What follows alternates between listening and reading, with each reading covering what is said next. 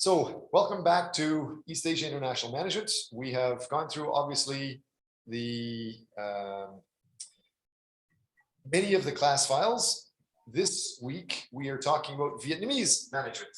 And before we get into Vietnamese management, I'd like to just make sure the material that we have taught in class is clear for everyone. Can I get somebody in class to comment on what were a few of the main points you remember from the negotiation materials? How about Thomas? To the class. Can you hear me okay, Thomas? Yes, I can. Can you give me one or two comments about what was taught related to international or negotiations? Well, we should respect the culture of the other person when we are negotiating. I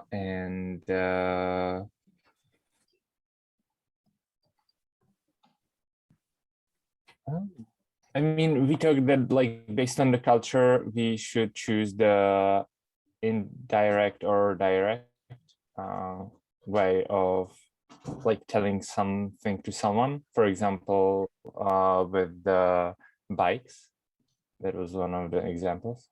Good. What about you and O? Can you give another comment either about negotiations or the topic that we talked about before that? The difference between Eastern style and Asian style, something like negotiation tactics or Western style negotiation tactic. I remember having studying and different kind of difference between the two, I think. Yes, what are some of the differences you remember? I remember that in Western style negotiation is more like direct, and the Eastern style, Asian style, something like negotiation tactics are more like relationship related and more indirect to not to make the negotiation parties the upset.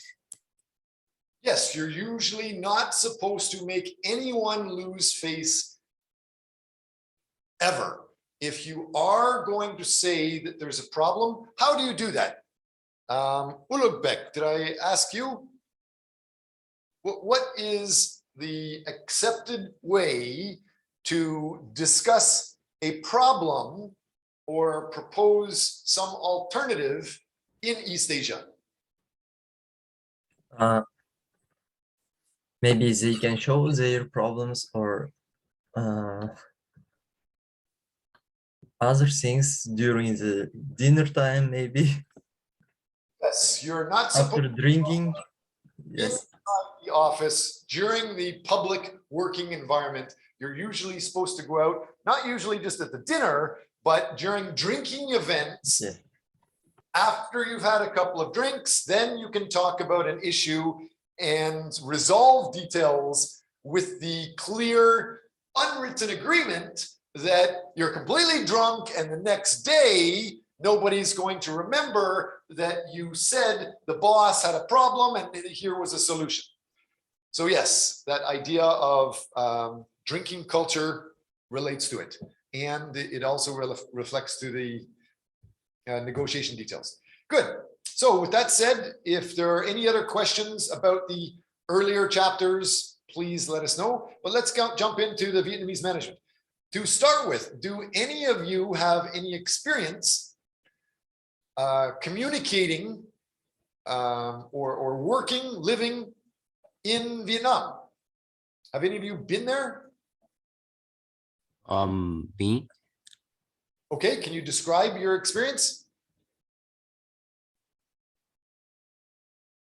Actually, I have lived there. I had lived there for about 2.5 years during when I was about 13 years old or to 15 years old.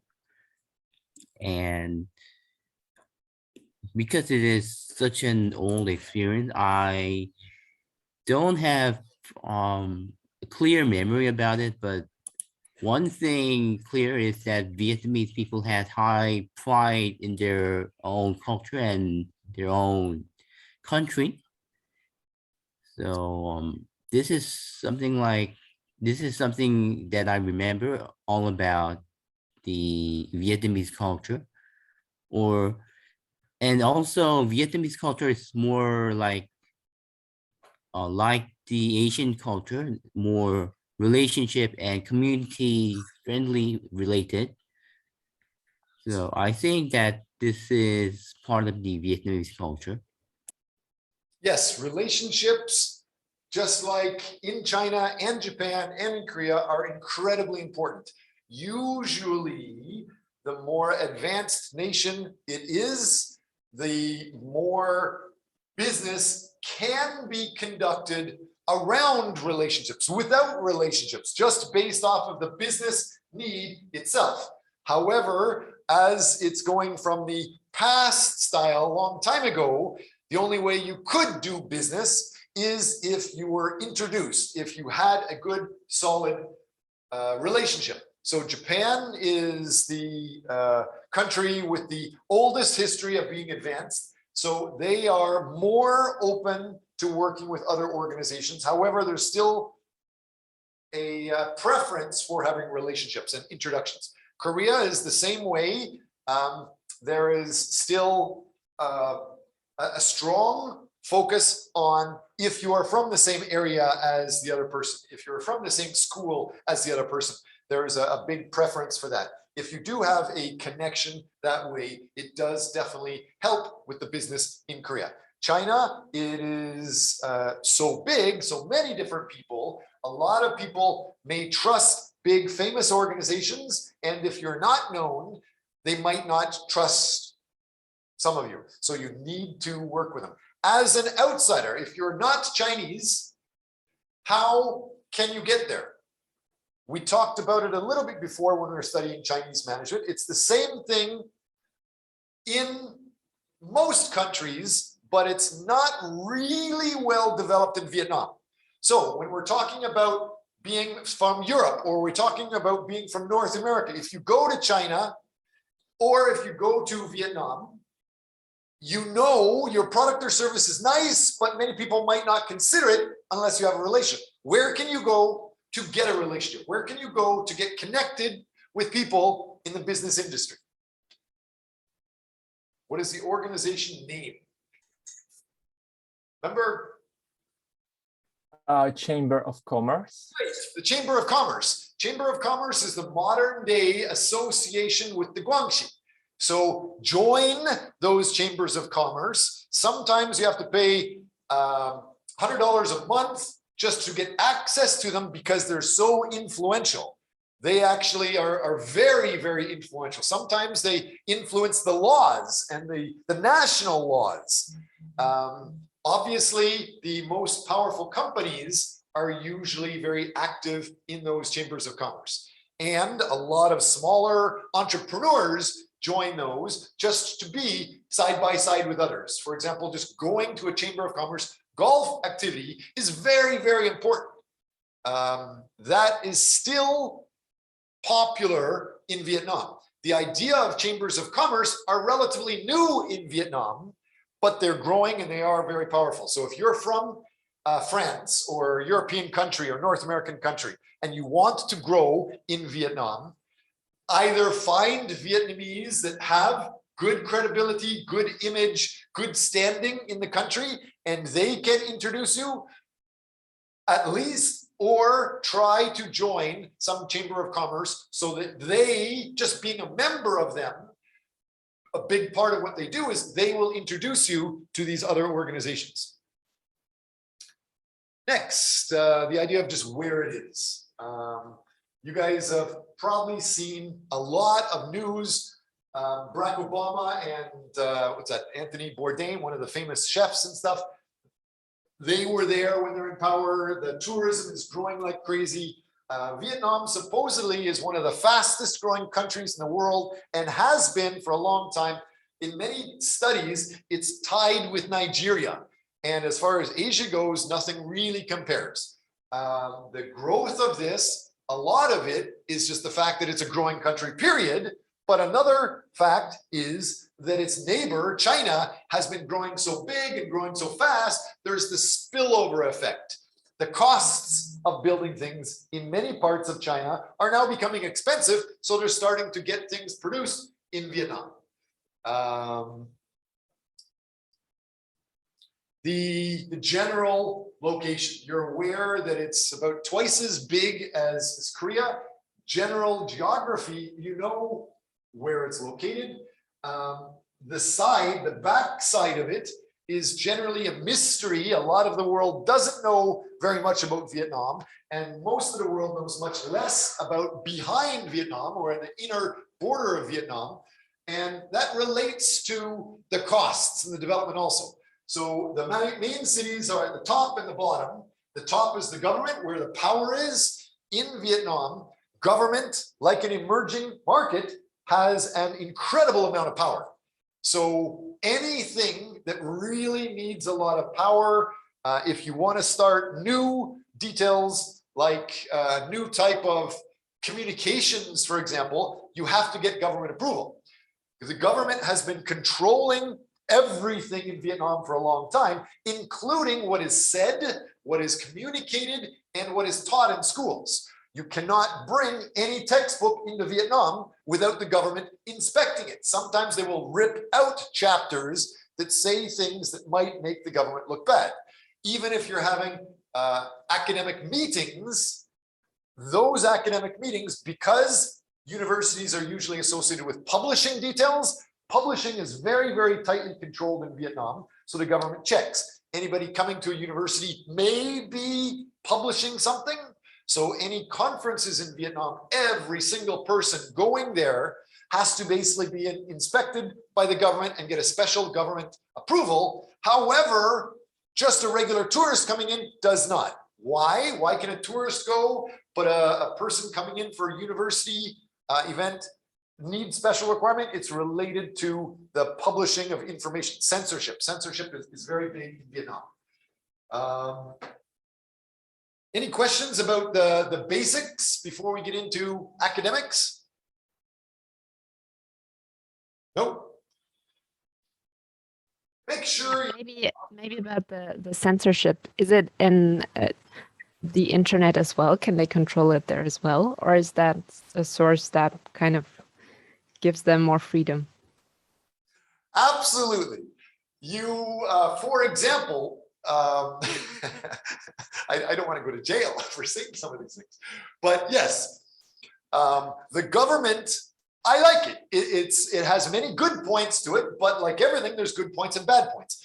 One of the things that they see is in Western countries, let's say my home country, wherever that is, anybody can do anything and say anything on the internet, including pornography or how to make bombs or anything. So the Asian countries, especially the East Asian countries like Vietnam, it's run like a father running a family. And the father doesn't want the children, which means anybody in the country, doing anything bad or dangerous that might get them in trouble. So you're not allowed to have free speech and write in the internet about how to make a bomb, for example, or the pornography, for example, or you're not supposed to complain about governments or make problems and things like that. Same thing happened recently with the last 2 years with coronavirus. Some of the people that were posting details about coronavirus, sometimes they would get fined, especially if it wasn't checked. So yes, absolutely. There's still a lot of censorship. It's not just in Vietnam, it's also in Korea. It's in many places in the world. The government controls what is said and done on the internet. So much so it goes to the other side. Donald Trump was saying so much fake news to promote himself. He won the 2016 elections that now the government is slowly catching up and banning that. So it's everywhere in the world, but really, really clear in Vietnam. Does that answer your question, Pia? Yes, thank you. Yes, that's very true in Vietnam. So that's why we are very careful even after posting the information in the internet, but later on, so we can be checked and can be fined or even go into jail. Yes.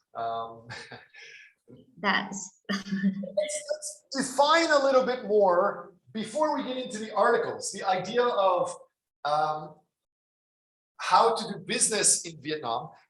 We're talking about censorship, we're talking about government. Some people may think it's bad. And so I just want to talk about that first of all. In North America, like I'm from Canada, and in Canada, we generally think the government is just something that's over in one special city, that they create something that's supposed to be reflecting everybody, but it doesn't really affect you, except you have to pay taxes and you get the roads, you get the hospitals, you get the schools for paying those taxes. But if I have a problem with my neighbor, I can go and have a fight with my neighbor, and sometimes nothing happens. And if the neighbor is bad, how do I deal with that? I only have the choice of going to talk to the police. Sometimes the government doesn't really do anything unless you go through the police for that. But in Vietnam, some people say there's spies everywhere. Well, I think that's a wrong translation. What I would translate is the government, it's not just one person at the top. The government trickles down. So there's one leader and he nominates other leaders to manage other people. It's like a reverse pyramid marketing. So the pyramid plan. So at the top, there's some leaders and then there's other leaders, so that every neighborhood in Japan is made into a small little community, very small, like 10 different houses. And for every 10 different houses, one person is like a miniature mayor that's supposed to make sure those areas don't have fights, don't have problems, make sure everybody's doing well and growing. And so they're not official government employees, but they're like miniature mayors. Is that clear? Yeah, sir. Could you summarize what I just said? Is it making sense to you? Well, I honestly don't understand what you meant. Okay. Can anybody help me understand? Let's try to say it again. You know, at the top of like Canada, you have the prime minister, and then you'll have ministers that manage just for education or just for law or just for industry, but it's everywhere in the country. And then each city will have a mayor, and that one mayor is supposed to manage everything in that huge community, sometimes with 1 million people. Well, that idea of going from one person down to a few people to more, and each person managing an area in Canada and in almost every country, it's grown in Vietnam. So it's not just a mayor. The mayor also has other people underneath the mayor to manage something like every 10 houses, there's a miniature mayor. Does that make sense? Yes, sir? Yes, sir. Okay, so UNO, could you try to translate what does that mean to you? Could you use your words to say it? For example, somebody in New York City may say Vietnam has spies everywhere. What would you say, UNO, to that person saying that there's spies everywhere? Maybe maybe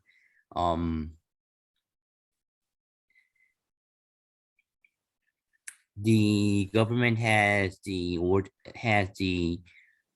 and order of the person who is charged of the community below, and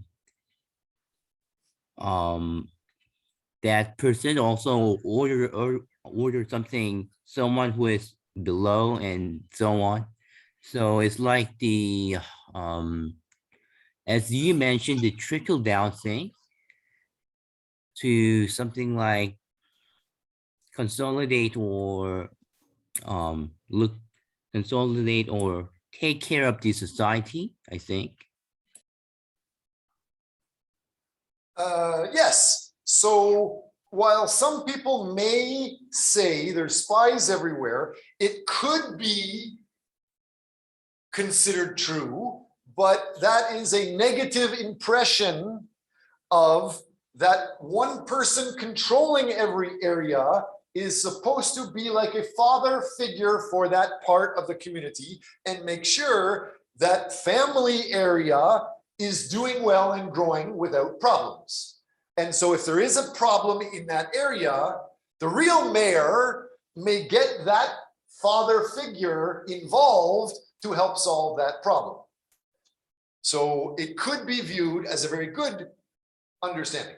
So we have Vietnamese experts here. Ms. Tong, would you like to comment on that or the idea related to business and how if trying to do business, that neighborhood person is a good person to connect you with others and take care of you if there's problems?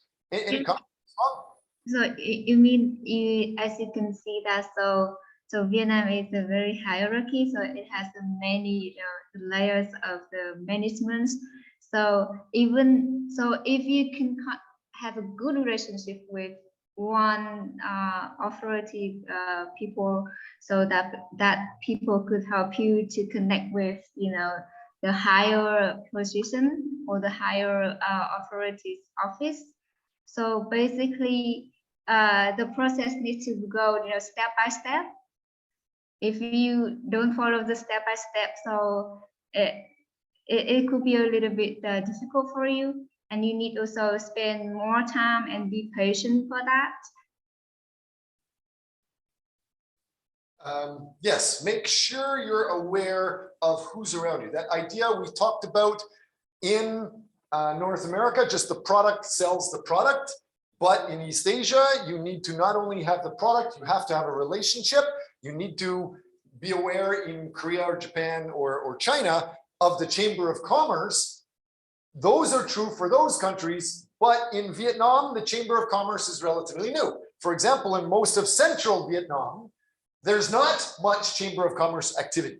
And maybe there's only one Chamber of Commerce from Australia and nothing from France or Germany or your country or Canada, something like that.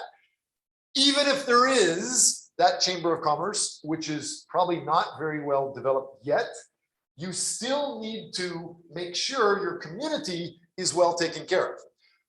Yes, because so each community or each person, I mean the authority, they have the specific, they have a limited power.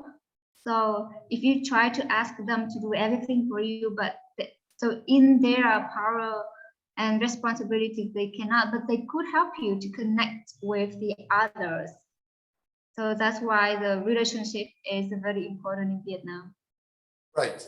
Another aspect is in some countries, the rich get super rich and the rich are getting richer faster than usually anybody else. For example, you may have heard in the United States, Bill Gates, I think, owns more land than any other farmer or almost all other farmers and landowners combined.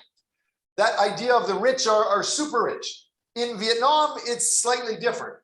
Most of the land is owned by the government, and people are allowed to use the land with the government approval for sometimes if you're special, if you have a good history of being good in the community, the government will give you control of your house or your land. But many foreigners, they usually just get to buy that land, but only temporarily, like a rent for 50 years. And so the government controls that. Or if it's in prime areas, like on the main river area or the main beach areas, that also is usually controlled and owned by the government.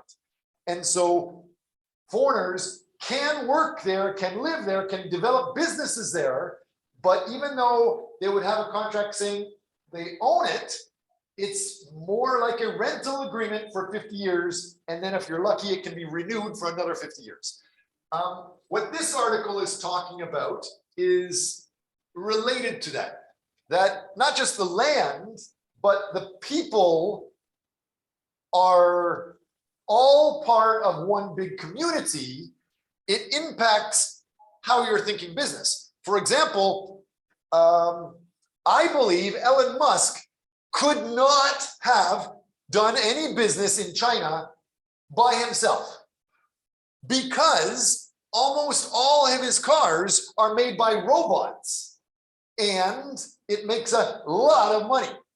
And that usually money goes out to the owners, out of the country. And so in China, you have to partner with locals, you have to have agreement with locals so that the locals benefit a lot. Usually, traditionally, the government would allow a non-Vietnamese company to start and grow if you're going to be employing people from Vietnam, giving jobs to local people, and then those jobs help, so you're allowed to grow and get rich as long as the people around you are getting rich too. Vietnam is similar to that. And when you start businesses, generally a big thing that the government looks at is how many jobs are you going to be giving to the community? If you're going to be making a business that's taking a lot of the product and selling the product and profit outside of the country, the government will give you more tightly controlled restrictions than others. But that's changing very quickly. The newest cars, for example, in Vietnam, even the Kia cars, the French cars, the Japanese cars, the Korean cars, many of them are being made in Vietnam, but they're being made by Vietnamese companies. Like the Vietnamese factory will make a Kia car, a Hyundai car, a Japanese Mazda, the French Peugeot. All of those cars are made in the same factory in Vietnam. And a lot of it is made by robots, but it's going through a Vietnamese company. So be aware of that. And what this is saying is that even inside the company, if you have a factory with many people working, this person has a problem with this person. In North America, they usually talk together, or maybe they go to complain to the human resource department. But in Vietnam, they have to talk together to try to figure it out. And the people around them generally have to try to figure it out also. If there is a problem and they can't fix it, that whole department basically gets a bad name. And so people are encouraged, as this research reporter is saying, that to try to have more harmony within departments without requiring that big HR management view. It's spread out. It's not just one top president of a country or a top HR for a company. It's the small, each individual area is designed, and their culture is to try to fix things themselves without having to escalate the problem. Kajabu here. I saw that you raised the hand. So it seems like you have a question for us. Professor is saying that almost everything is controlled by the government in Vietnam. So can we say the Vietnam is a communist country? Like a Socialistic country. Which means it's one giant society living together. And the good terms, which I would say, is it's patriarchal country. So it's like a giant father controlling the giant family. I resist the word communist because it has so many negative meanings and associations. So, but do you know, even that's the communist is also the official, the government style. You can see that you can search information on the internet. That is also said the Vietnamese communist.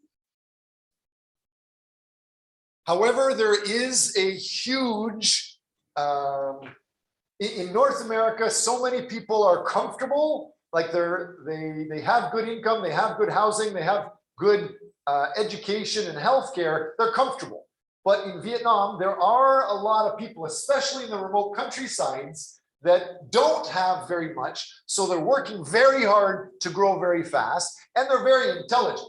They have the internet, they're learning everything very quickly, but they're not learning it just to get a degree. They're not learning it just to show off to somebody else. Most people, in my experience, are learning something so that they can get some result faster and better and easier. So it's not one government stopping businesses, making sure everybody's equal. That type of communism, no, that doesn't exist. Anybody that wants to grow a business can, and there's a lot more entrepreneurial activity in Vietnam than in Korea.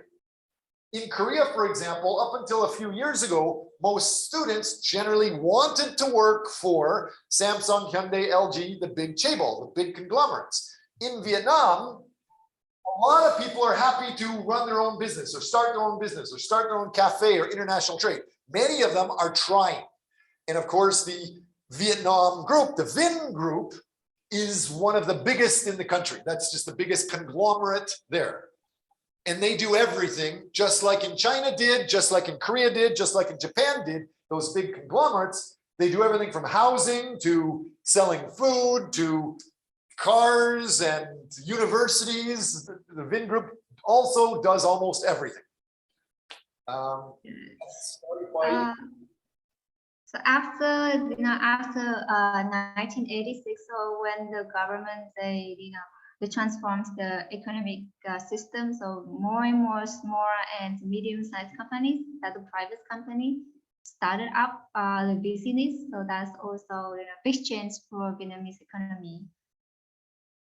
Yes, there is a government policy. We'll talk a little bit about that.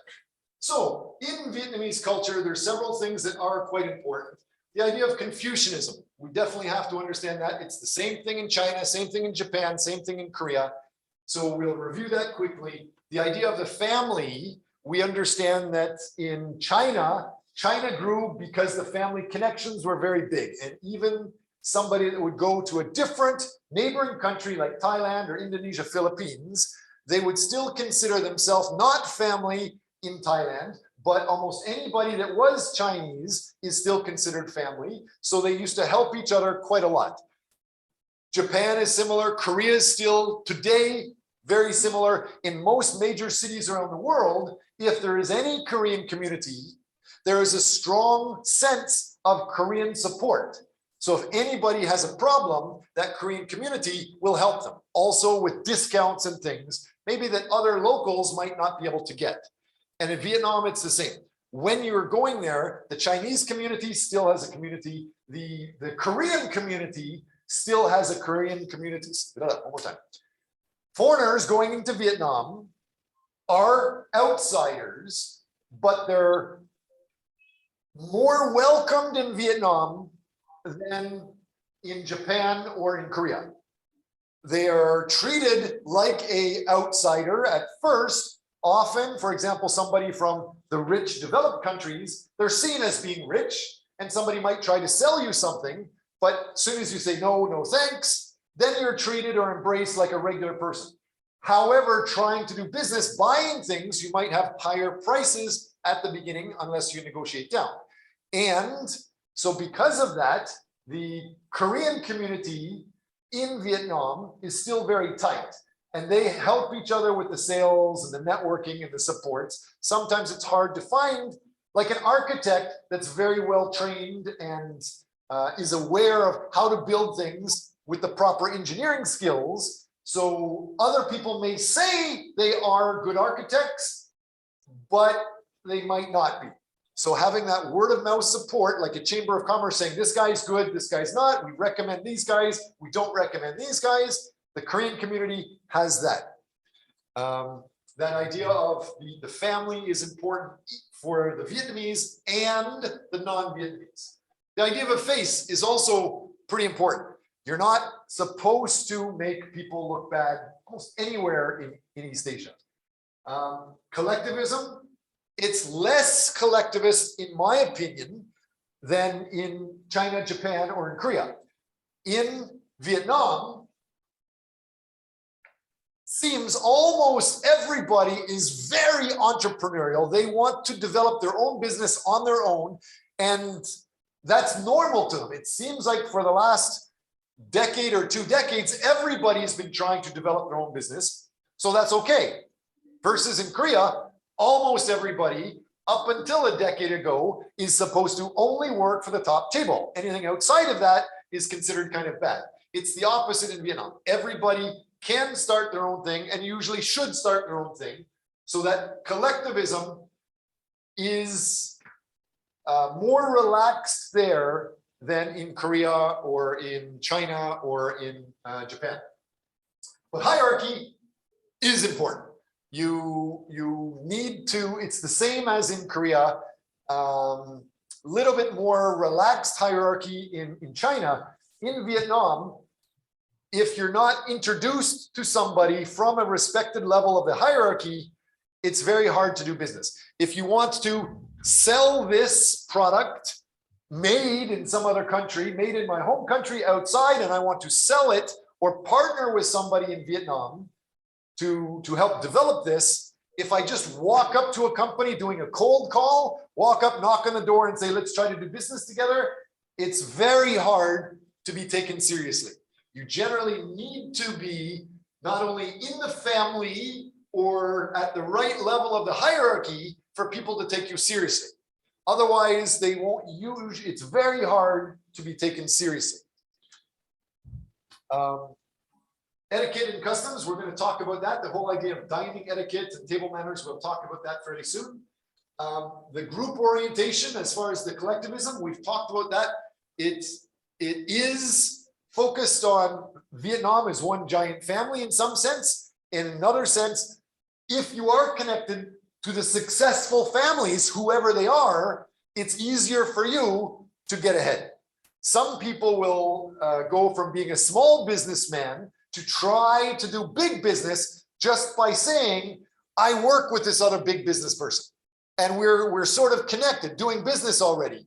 Because if I'm just alone trying to do business, it's harder for them to accept me.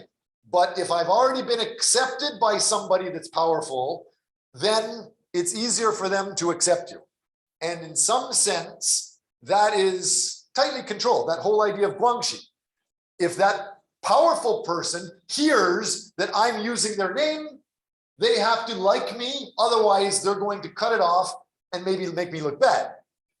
So that idea of the relationships, the group orientation, that cooperation, it is related to the relationships. Let's get into some of these details. Confucianism. What is Confucianism? It's the same thing everywhere in East Asia. The teachings of Confucius influence these. Confucianism is a system of behaviors, ethics that stress obligations of the people towards one another based on their relationship. As I was saying, generally there's the top father, and then that father will have other people. Usually there's certain levels, certain arrangements, like the president will take care of everyone in the country, and everyone in the country is supposed to respect and follow the president. Or the husband and the wife. The husband's supposed to take care of the wife, and the wife is supposed to take care of the husband. Workers, the boss is supposed to take care of the staff, and the staff is supposed to take care of the group and the workers. Even the older worker and the younger worker relationship, they're still supposed to support each other. However, in Vietnam, it's more relaxed there than in perhaps in Korea or in China, in my opinion. Obviously, it's much more important there than in Europe or in Canada, but it's more relaxed in other areas. So these are the relationships that are very, very key. The idea of ruler and subject, husband and wife, parents and children, brothers, sisters, friends and friends. Usually it's an older friend or over the younger friend, or nowadays in 2021, 2022, the richer friend. The richer friend is also, just like in Korea or China, still supposed to help and take care of the poorer friend.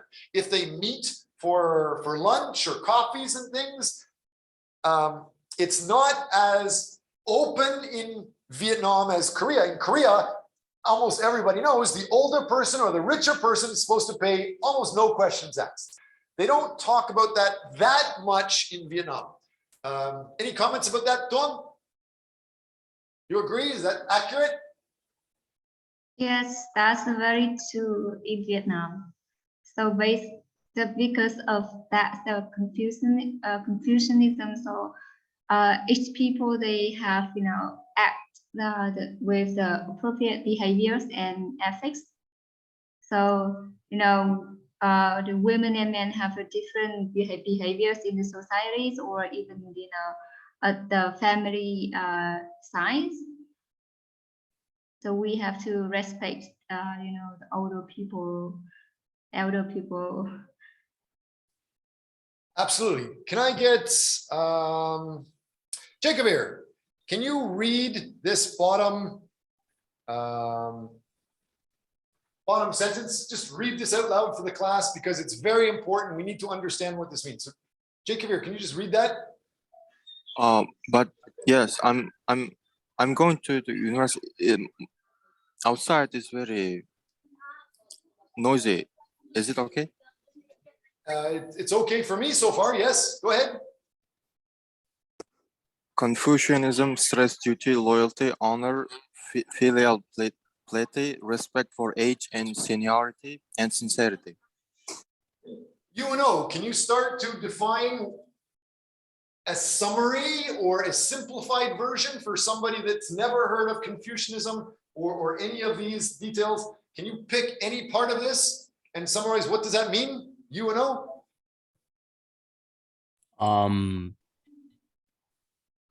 Then I'm going to talk about the ruler and the subject. It might be something like the Confucianism is like having a hierarchical or order of the superiors and the someone below superiors, and there are some things and etiquettes and something like social agreements that are what the superiors has to keep, and what the people under the superiors have to obey, has to keep in order to obey the superiors. And this is thing that I know about the rules and the subject. Okay. Sometimes younger people have to obey the elder people. So if they give their ideas, or the elder people say, no, it's not good. So you have to listen to me because I have more experience and I'm older than you. So you have to obey and listen to me. So that's the right direction for me. Something like that. Same thing everywhere in East Asia that's Confucianist. China, Japan, Korea, Vietnam, it's all the same with this. But some people might not understand. So yes, for example, if you are driving on the road and you have a car accident, what do you do in Canada? In Canada, you call the police, you call your insurance company. Usually that's it. If there's an issue, then the insurance company might get the bigger government involved or hospitals involved, something like that. But in Vietnam, surprisingly, one of the main jobs of the police station is they say, get out of here, manage this yourself. So the car driver A and car driver B, or whoever got hit, you're supposed to work this out yourself. If you don't, then you go to the police, and yeah, the police might be very strict. There's fines, you could go to jail. But the main thing is the police really try to get the family, even though they're separate people, to negotiate and solve the problem themselves. They're more like an arbitrator or a mediator than actually a judge or the North American dangerous police officer. This part, the one that is highlighted here, this sentence, Confucianism stresses duty, loyal, honor. Can I get Pia? Can you try to define any part of this sentence? This is the sentence I want to focus on. Yeah, that you have to, you have a special duty to follow certain rules or certain things that are expected from you.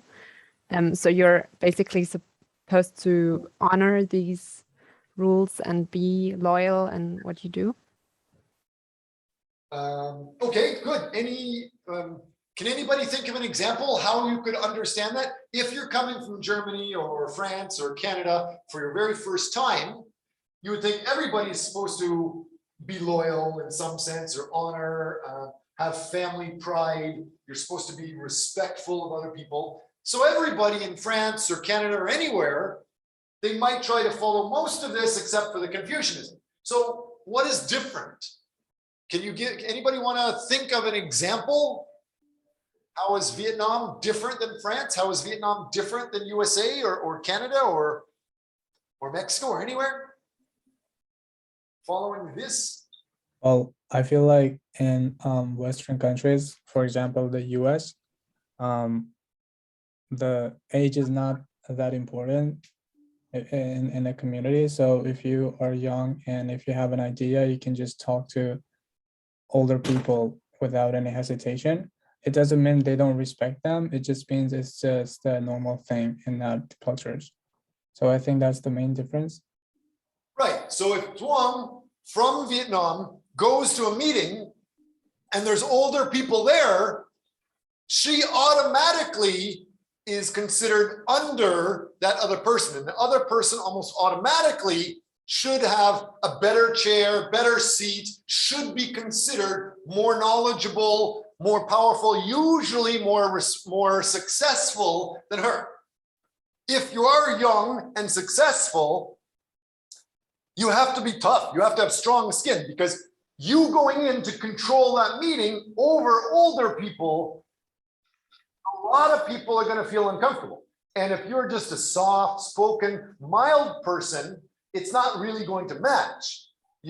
So in my opinion, I could be wrong, but the Vietnamese, because it's designed to be sort of top-down, however, at the same time, it's perfectly accepting of people. Anybody can be successful. If you are young and successful, you have to be pretty strong sales. So you can go into a meeting and tell an older person, you can sit there right from the beginning, which usually, again, in Korea, it's similar, but in Vietnam, it seems like they're more accepting of new, thick-skinned people, if that makes sense.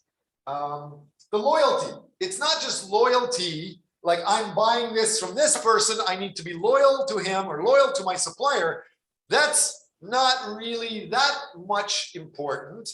You can find other suppliers if it's going to make more profit for you. You should try to keep the community okay, but the loyalty in some sense for the whole community.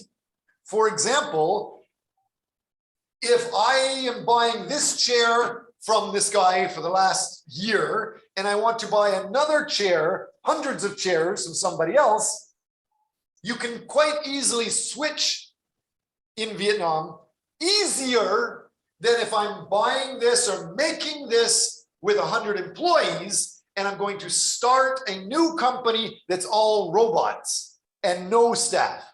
The government and the community will not really accept you if you're just making a lot of cash all by yourself and not helping the community.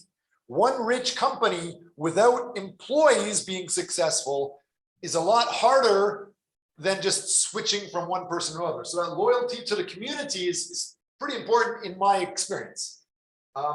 The idea of respecting the family, a lot of the families still live together. If you are related to the family, that's very strong. Any questions related to this before we go on?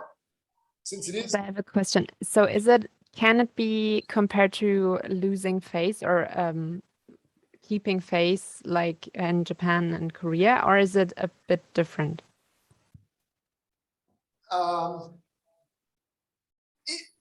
I believe, in my experience, all of East Asia, China, Japan, Korea, and Vietnam, they're all following Confucianism. So nobody is supposed to lose face. If you're negotiating, you're not supposed to tell somebody they're making a mistake or there's a problem in front of many, many people. That usually does not happen. There's a lot more cultural things that you usually do. For example, any business will have not just a year-end party, but there's certain national holidays where you have parties, and it's a company party, and you'll celebrate with a fancy pig and roasts and things. You have to take care of other people. And sometimes during your dinner meetings or your work meetings with other people, then, just like Korea, you can discuss problems after you're drinking. So you don't lose face that sense. However, in Vietnam, in my opinion, maybe it's because there's 100 million people. There's so many people, you're allowed many different things. And so you can start all new businesses without having to follow the hierarchy as strictly as Korea. So it's growing much faster there. But yet the face is still important. Anybody that cheats somebody, you have two options. You have to continue cheating lots of people to get rich and then just take care of yourself and not worry about anybody else. And there are people that do that. There's gangsters just like in any country in the world. But most people are not. Most people, if they make a mistake and cheat somebody, they have to show, well, that person was a really foolish person and he just, anybody could have done it. I'm teaching him a lesson by charging him extra now, so he's not going to do it in the future. That way, even though I cheated him, I'm helping him learn. And that could be respected. Otherwise, you need the whole community to understand you are not a bad person. You are not a cheater. If the community thinks you are a cheater, the 10 people neighborhood boss will come and talk to you. Maybe the police will come and talk to you. Nobody's allowed to be a criminal. Nobody's allowed to be a cheater. If somebody steals something in a city, Ho Chi Minh is very separate because there's 12 million people there. Anybody, a lot of poor people go there just to survive. But in Da Nang, in central Vietnam, if somebody loses a wallet or the wallet gets dropped on the ground, there's a very good chance that wallet will be in the police station. And the police will try to find it for you, including try to find the money for you. However, sometimes you may need to pay coffee money to the police to get good service. Yeah. Is that a comment, Tom? Yes, that's very common. Especially if you want to ask the police to do, I know even that's their job, their responsibility they have to do to serve the citizens. But if we want to ask them to do something for us, so we have to, have an envelope and we have to invite them to somewhere for drinks and meal. And we have to have the money into the envelopes. We have to have a gift to give them, thanks them for doing something for us. And regarding face, so the Vietnamese people just like to be complimenting in the public. But if you want to excuse them for some mistakes, so maybe private conversation is good. They don't want to be lose face in front of other people. And if you have good news and bad news, so I think you should go with the good news first and then bad news. Part of what you just said, I think, is the most important difference between Japan, China, and Korea. Pia, can you translate what you just heard about an envelope? Because in Vietnam, you must understand the envelope society. Yes. What do you understand? What did she just say about an envelope? She's not mailing a love letter to somebody. What do you think it means? Yeah, well, I wouldn't think of it as bribery, but I guess it kind of is, in a sense, that you show your goodwill and you basically ask them to pay special attention to your need and to really help you by giving them a gift that shows your sincerity. Okay, good. Let's take an example. Let's say everyone here, everybody in the world is part of a family of 5, 6, or 7 brothers and sisters. You've got a lot of brothers and sisters, and you have very good parents. Your mom and dad are good. They give you chores. They give you small work to do. You have to clean your bedroom, the bathroom, take the garbage out, cut the grass, paint the walls, do things, go buy things to the store. Everybody in the family has small jobs or chores to do. I think that is a regular good family. That's the Canadian style. However, when one brother wants the other brother to do something for them, like I'm going on a date, can you do my jobs? Or can you take a look at this? He's not going to do it for no reason. You need to, next week or for 2 weeks, I have to do all of his jobs. So it's the barter system in the family. And Vietnam is kind of like that, but it's more developed. Rather than just change and cut the grass for you for 2 weeks, they're efficient. They just give you, here's cash. And the amount of cash is how much you expect that person to give you extra service to help you do your jobs. Some people call it bribery. I like the idea of thinking of it as the barter system. It's a reasonable thing. Everybody's already working. They already have their job. You're supposed to take care of the world, including the police department. They're supposed to take care of the whole city. If you want somebody to give you special attention, they're doing extra work just for you. So you barter with them. And some people call it, give them the coffee money. You give them a little bit of extra money to buy them a few extra cups of coffee to do your work, to help you. Obviously, if you're a big wealthy person and you want a lot of help, that envelope becomes pretty big, which means a lot of money in it. However, that's not, I don't want to say it's official. Nobody sent me to jail. It's just my foolish interpretation after working and living there for a while. I am also curious about that. I'm not sure whether it also happens in other countries like in Germany or in the country of Javokia or Joshua. Is that common in the country as well, or no, not at all? No, I mean, it probably happens still, but since the police is paid by the state, I guess, they're supposed, or they actually are have to help you. So it's not very common. But I have a friend from Romania, for example, and she said that there it's very common with all parts of society, like doctors as well. So yeah, I guess it's also common in Europe, but yeah, I didn't know it like that. In the United States, for example, I used to practice as a medical doctor, and I was setting up a chain of medical clinics. And when we go to set up a clinic in some states, we had to do a few things. Number one, we had to make sure we had a good reputation for the police approval. Sometimes we would donate to the community ball or the Christmas event or something like that. But the other sense, when we wanted to rent an office space to make into a medical clinic, surprisingly, it wasn't very long ago, we had to rent special buildings that were owned by leaders of the Korean leaders of the community. Sometimes it was like the KKK, and you had to have approval from those people to do well. Otherwise, that community would not really let you. So that was in North America. So it wasn't an envelope you usually gave, but you had to do favors. That barter system, in my opinion, still works in many, many places. Some people may argue with me, no, it's just a product. I think anybody that's only looking at the product and service agreement, they just don't have experience at the high level.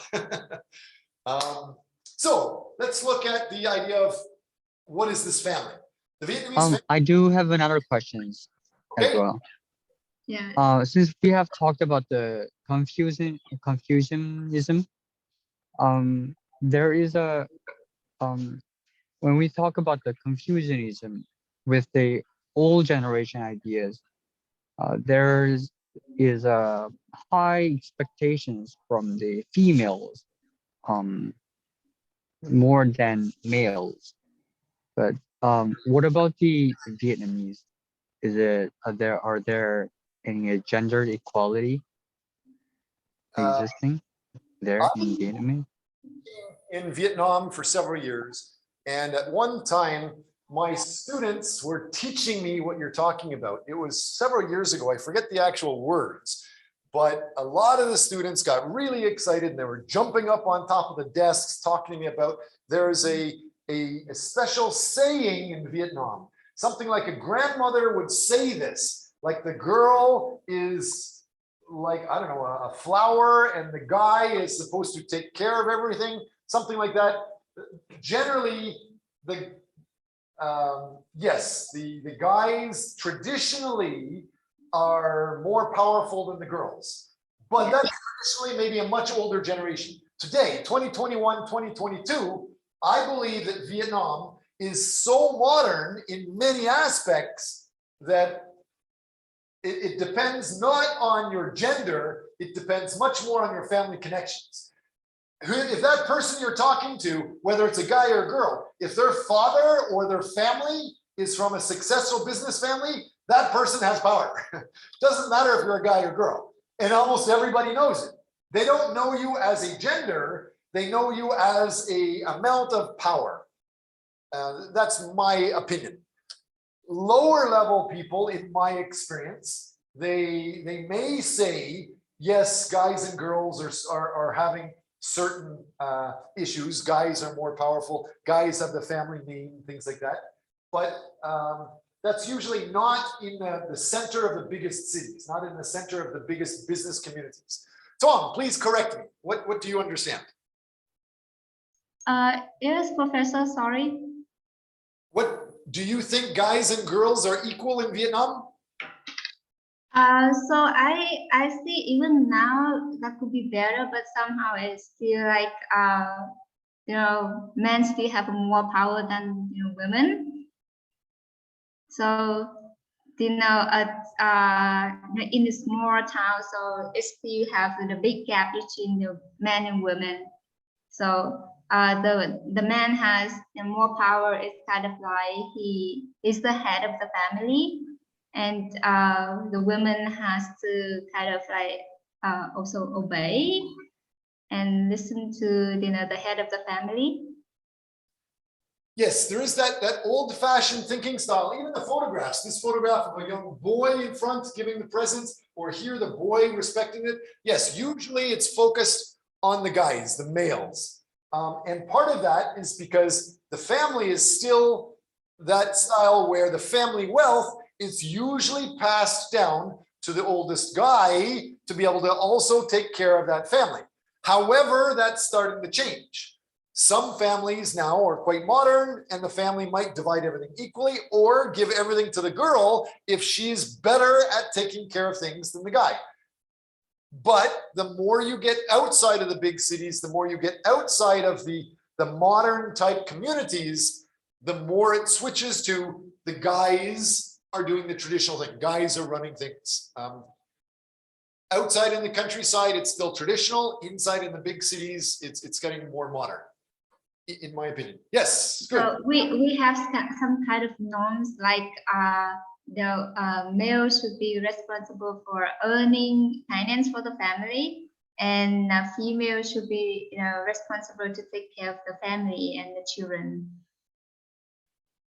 So that's why when male has finance, so that's why he has more power that he could control the family.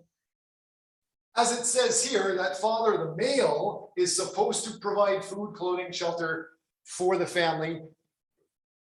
I heard it best, generally, they say men and women are equal, but their definition of equal is very different than in Canada. The definition I heard in China, Japan, Korea, and in Vietnam, men and women are equal. Men make the money outside and women take care of everything inside the house. And in that sense, it's kind of equal. But I think that's becoming outdated. I think that's just for the older, smaller communities outside. The more you get into the modern cities with modern families, For example, like the Vin Group is a very, very successful conglomerate in Vietnam. And increasingly, they're starting to realize they have so much business, they can't just give it to family members. They're getting other experts to come and run things for them. And they're even getting their own universities, and they're not doing what many other universities in Vietnam do. Other universities just hire local professors and pay the local salaries. But Vin Group is getting international people and paying international salaries, hundreds of thousands of dollars, while a local teacher might only make $300 per month. Another thing is that modern style, that Vin Group, for example, their university, they're only supposed to focus on modern management and doing things the modern ethical style, versus some local universities, when that teacher is only making $300 a year, how do they pay for a fancy car? How do they pay for a fancy home? A lot of those teachers are very entrepreneurial, and they will have all of their students know you should study in class, but if you don't understand it in class, you can go to a special tutorial session, pay to get teaching outside, and learn for the class. The special thing is, the teacher in the university is the same teacher at that class outside, so the students pay the teacher for extra teaching, for extra answer sheets, review sheets, things like that. And a lot of those students will pay more than that $300 per month. So the teacher is making more from the study sessions outside than they're making inside the university. That's one type of thing. It's not just a guy-girl thing, it's anybody. Face, as we talked about, we've already started to define that. Face is very tricky. It's roughly described as a quality that reflects a person's reputation, dignity, prestige, giving face. In some sense, you can't just walk in and expect to be treated at a very high level, to be very successful. For example, there are some very wealthy people that I've seen go into Vietnam, and they wear ripped clothes and garbage clothes. And when they're going to a market, when they're shopping, if they're wearing ripped, garbage, dirty clothes, they're treated a little bit more casually, more like a regular local person than a super rich person. But that person might not be taken seriously unless they start showing a lot of money.